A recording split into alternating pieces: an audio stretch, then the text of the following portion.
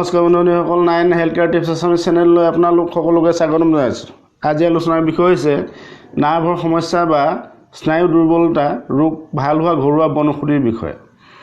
সাধাৰণতে এই ৰোগ হ'লে হাত ভৰিবিলাক প্ৰায়ে জিনজিনাই থাকে, কেতিয়াবা শিৰবিলাক টানি ধৰে আৰু বিষ হয়। হাত ভৰিবিলাক জিনজিনালে হাত ভৰিবিলাক বৰ দুৰ্বল অনুভৱ হ'ব পাৰে।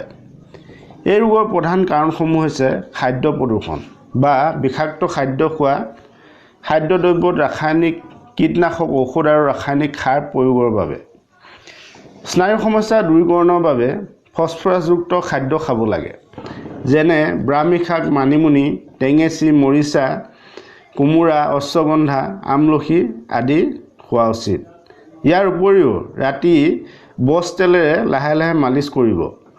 নহৰু 7-8 ফুটা গৰু ঘিউত ভাজি হাত ভৰিত সানিলে উপকাৰ পাব। কেঁচা নহৰু নিয়মীয়াকৈ 7-8 ফুটা ভাতৰ লগত খাব লাগে। এই ভিডিঅ'ত দিয়া ঔষধকেইটা 3 মাহ ব্যৱহাৰ কৰিব। বাছি খাব লগাবিলাক হৈছে মাদক দ্ৰব্য, উত্তেজনাদায়ক বস্তু, অতিৰিক্ত মছলা খোৱা, অতিৰিক্ত পৰিশ্ৰম কৰা, টোপনি ক্ষতি আদি কৰিব নালাগে।